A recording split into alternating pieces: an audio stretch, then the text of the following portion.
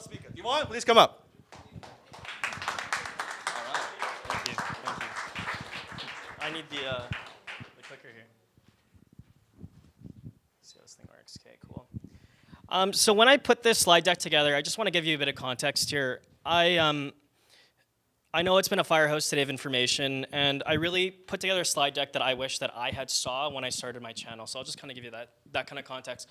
Quickly, how many people have a YouTube channel? How many people have less than 10 videos from that YouTube channel? Okay, I'm going to make that change, hopefully, by the end of it. So how to consistently drive high-quality leads without spending a fortune on Facebook. So my outcome tonight, and this is the thing, like I want everybody to think about this in your business.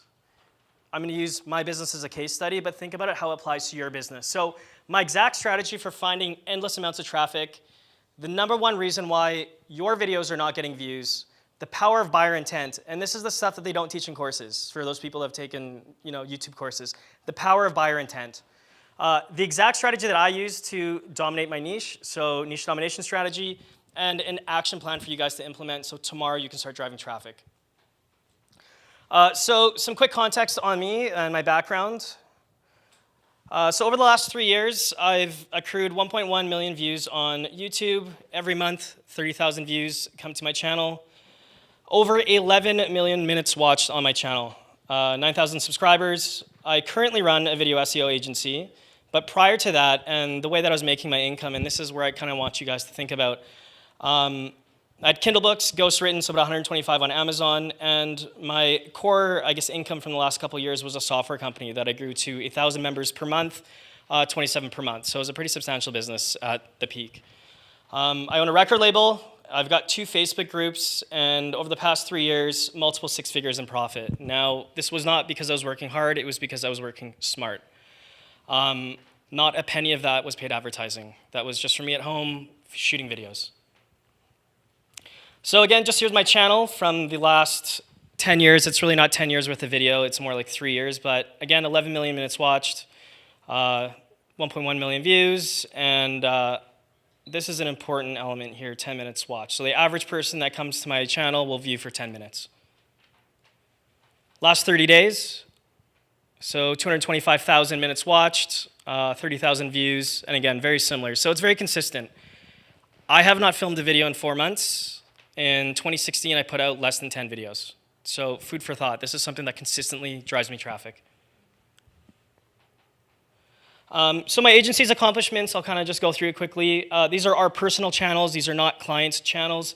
9.5 million YouTube views combined every month, 250,000 views.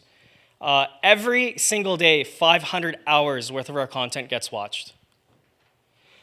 So ultimately, targeted traffic that continues to flow years after creation. And the reason why I'm doing this ultimately, there are so many amazing people in this room that have a message that need to get out there.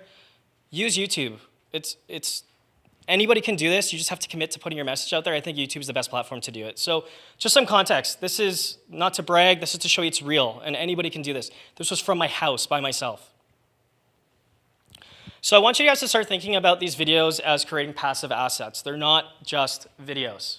They run on autopilot, they're free leads, so you create it once, and it's eyeballs every single day. So think of it like real estate. It's an investment portfolio. You create the video once, it's an investment, and I don't want to say it's like set it and forget it, but it's kind of like rental properties. They pay you every month. They build rapport, they qualify your customers, and then they ultimately sell them.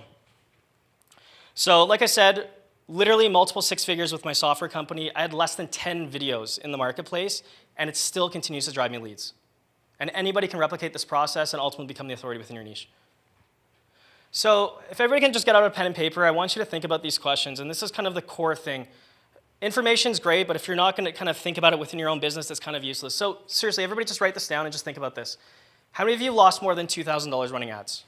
I have. I've lost probably 5 figures worth. Tired of interruption marketing. You're scrolling through Facebook. I know Dan was talking about interruption marketing. Scrolling through Facebook, you're looking at pictures of your friends' kids or bar photos from last night, and all of a sudden a coach appears on the screen saying, "Hey, buy my shit." Nobody is in that mindset. That's interruption marketing, and I think all of us are starting to get blind from that. So YouTube is not that. It's search marketing, right? So people are typing into YouTube, looking for a solution, and you show up there. So if your leads were already warm, what if they were already in pain? And what if you were the first person to ask that painful question? How valuable would that be? What if that turned into 10 questions? What if you had a television station doing this exact process over and over every single day, 24 hours a day? So I'm going to give you guys some examples here. So again, my software company was within the Amazon marketplace, and it was very important for me to dominate that keyword. So how to set up an Amazon affiliate account. You can see here this video was filmed 2 years ago. The title, how to set up an Amazon affiliate account, and you can see I'm the #1 video, over 500,000 results. This video has 50,000 views, and you can see it wasn't super professional. It was just me sitting in my apartment. It applies to music too. So this is me. Like I said, I run a record label as well. Here's a keyword: after hours progressive house. First 2 videos for a reason. Kindle publishing. There's me picking up taxes with my dog. 40,000 views. Oops, wrong way. So I'm going to show you guys my exact strategy for finding endless amount of traffic. And it really comes down to asking yourself what your ideal customer is actually searching for. So this is what I want you guys to do. First of all, I want you to think about writing down your customers' problems. Too many people are filming videos not thinking about what the actual problem is. You're just filming videos, you know, you're stuck in the motion, you're putting out a video a week. This is why most people are failing already, is because you're not even deciding, like, what's the customer's problem? What are they searching for? And then YouTube's got the search box, which I'll show you guys in a second. The next thing is look at your competitors' channels. See what they're doing.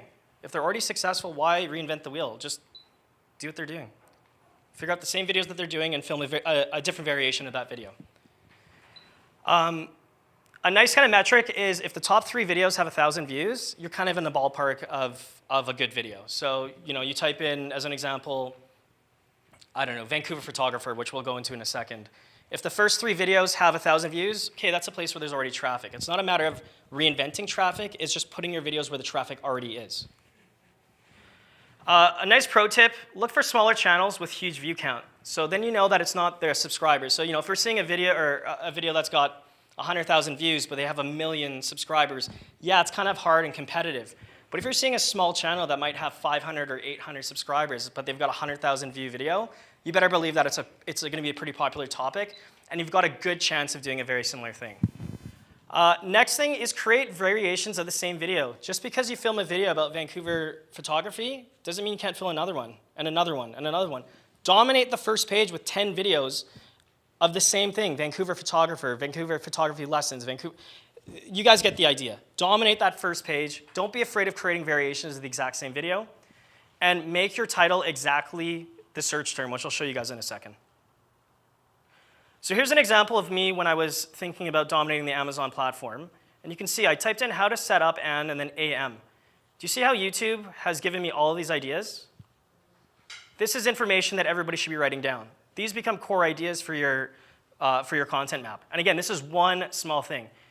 The top search thing, so how to set up an Amazon affiliate account, that is the top searched video. That is the video that has the most amount of, I won't say traffic, but the most amount of people searching it. So how to set up an Amazon affiliate account is probably going to be a better video than how to set up an Amazon Echo Dot. But again, getting back to my idea of create variations, create all these videos. But make sure that you have the exact title. So I'll show you what happens. So again, how to set up an Amazon affiliate account. There you go, that's all I did. I created an exact match.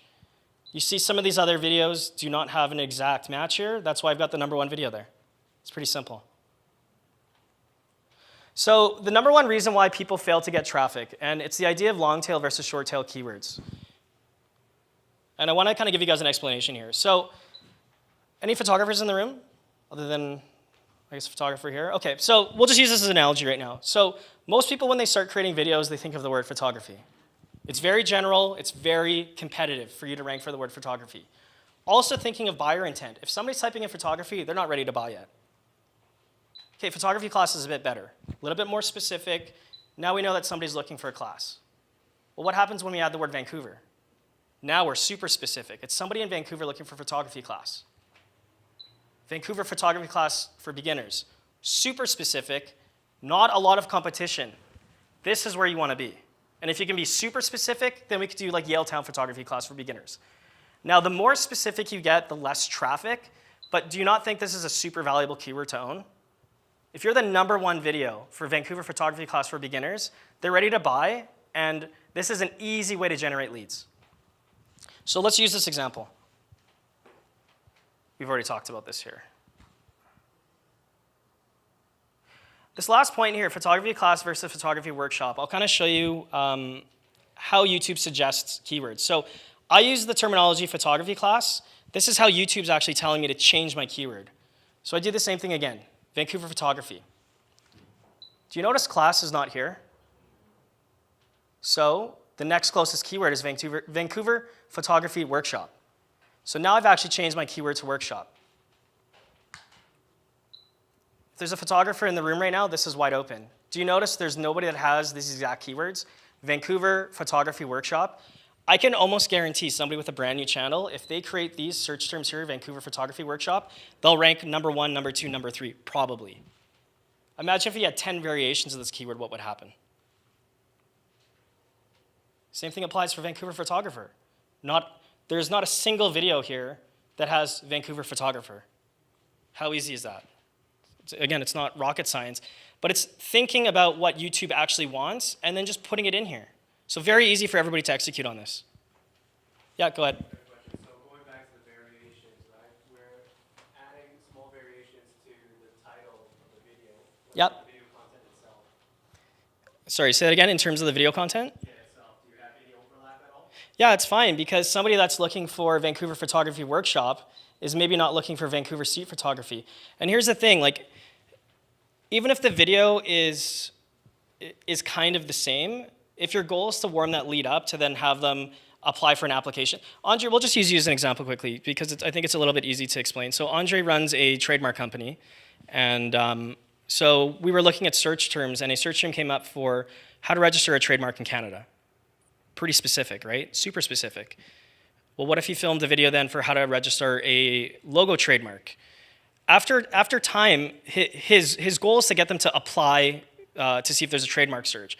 So even if there is overlap, if your goal is to drive them to an application form or a discovery form, they may come from different angles, and the goal is not to keep them on YouTube. The goal is to build rapport and then drive them to whatever your call to action is. So if you have a print shop, maybe it's showing them variations of print and then get them off of YouTube into your application form. So to answer your question, having multiple fishhooks for titles, the overlap doesn't really matter if your goal is to drive them to some sort of application form. You're just trying to position yourself as many times as possible. I don't know if that answers your question. So do you have the same video? I wouldn't, no. I would film an exact video for each of these keywords. And then I would also say that keyword within the first 10 seconds of the video. Yeah, Andre, go ahead. The question about the title. Sure. So I understand about the exact keyword. Is exact keyword that much better than exact keyword plus your personal branding? So like, for example, how to register a trademark versus how to register a trademark by Trademark Factory. That's fine, yeah. The branding element. But the thing you wouldn't want to do is to add like other keywords inside of it and like break up that keyword. Yeah. Go ahead, Hassan, yeah? But you want to have the keyword as early as possible, like within like the. Yeah, you want to front load that keyword right in the middle. Like the way that YouTube works, it's on relevancy and authority. I don't want to go down the rabbit hole here, but basically, if somebody's typing in Vancouver photography, YouTube's going to try to give the best, closest result, so the most relevant result. And then the authority elements are like things like your social shares, your views, your subscribers. But a lot of times you can win, like I showed you, with just exact match. And again, most entrepreneurs are not thinking about this, so it's an easy way to win. Okay, so yeah, just getting back to Vancouver photographer, same thing, you guys get it. There's nobody that has this keyword Vancouver photographer, very easy to position in here. Vancouver Entrepreneur. We can also see Vancouver Entrepreneurs Group here, but just for fun here, so Vancouver Entrepreneur. There's Dan. There's Dan again. There's Dan again. Do you think that's by accident? Vancouver Business.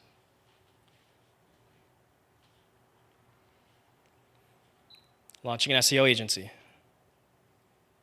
Doesn't have a lot of views, that doesn't matter. Do you not think this is a great positioning piece? And this is off of my iPhone like this. Like, it doesn't have to be crazy production. You just have to think about your positioning and your keywords. Okay, so I want to give you guys an implementation plan. So again, this is the niche domination strategy. So everybody write these down. Who is my perfect customer avatar? So your absolute ideal person that you want to sell. What are the top 30 questions they're asking? And these aren't just generalized questions. These are the questions they're asking before they're ready to buy. So again, if it's a print shop, maybe they don't even understand about paper. Like, there's going to be certain questions in everybody's industry that it's going to take time for you to build rapport. If you can dominate those 20 to 30 questions, you're going to build that trust and rapport even before they even apply to you.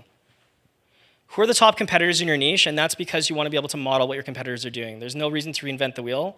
Figure out what's successful for them, and then just model it in your own way.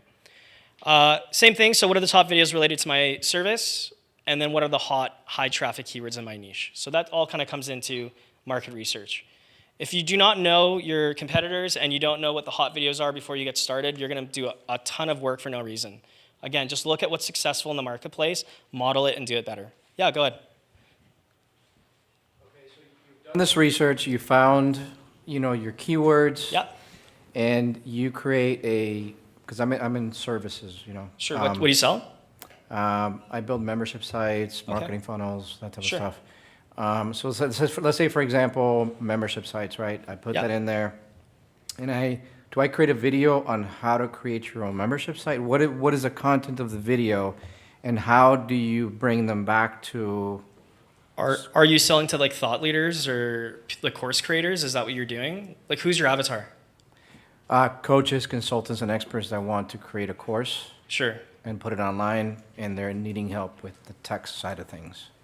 So you could do like a video series showing you creating your own video course, showing them a step-by-step, especially in a done-for-you situation, showing them kind of the process, and then them saying, look, I can't do this myself. I need the help. So you can kind of have that context, but in your case, flood the market with every single step of creating a membership site, whether that's payment processing, whether that's how to upload videos. I don't know if you're using like Kajabi or Thinkific or ClickFunnels or whatever. WordPress. Yeah, okay, with WordPress, yeah. So showing them that process, and again, just sit there and almost imagine you were selling me one-on-one. What would be the questions I would be asking you through that process? Just write those down, literally. Figure out what the keywords are on YouTube and just film those videos. Almost for the sake of like you want to be able to automate that process where I don't even have to talk to you. That's kind of the mindset you want to be thinking about. So I'm giving them the tools to do it themselves, but the premise is that they're not going to be able to do it themselves, and then somehow I got to have a way to bring them to you said a discovery session or to a forum or something like that? Yeah, or you could give them a checklist on how to build a membership site. I mean, you'd have to dive a bit deeper. It's kind of hard depending. We can talk after even. We can talk about it. But the core mentality is just figure out what that person would be asking you, those 20 or 30 questions, if you were to sell them one-on-one, and then just film those videos. And then figure out what the keywords are on YouTube. That's kind of the mindset. Thanks. Yeah, go ahead. So you used Do you want to come up to the microphone just so we can hear? Sure. Thanks. Generally, that's where I like sitting. So you used Vancouver photography, which was a really good example Yep. for something that's used regularly. What about when you're in an industry like makeup artistry Yep. or hairstyling, where everybody and their sister, who's a makeup artist, Yep. has a video? How do you get even more specific to make it something that is you're going to be the draw for that? What do you know? sell? I'm a makeup artist. So Weddings, corporate, real estate, headshots, short films. I work for the RCMP. It's the list. I just worked for the YPO conference, and that happened here in Vancouver. So Vancouver corporate makeup. that's good. That's really good. Okay, Write it down. gotcha. Well, and then all those industries that you listed, create a video. Vancouver industry makeup. Okay, but I wouldn't even want to broach like Vancouver weddings. You know, That's fine. Then because- don't film that video. But that's just it. Is that's a huge clientele for me. But there are hundreds and there's probably millions of videos That- just about Vancouver that's okay, but weddings. nobody's got the keyword Vancouver in it. How do you know that? The execution level of this information, it's so slim. If you picked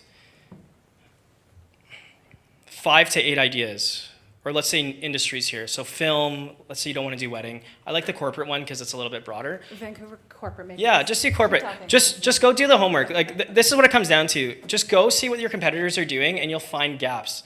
And if you're finding, Vancouver wedding makeup. Thank you. That's great. You look, and I have somebody doing the research. there you go. Thanks, Andre. Yeah, it's just a matter of seeing what the competitors are doing, and then find a small twist that they're not using. And as long as there's an opportunity, do it. It doesn't cost you anything to film a video. Okay. That's great. Thank you very much. Yeah, no problem.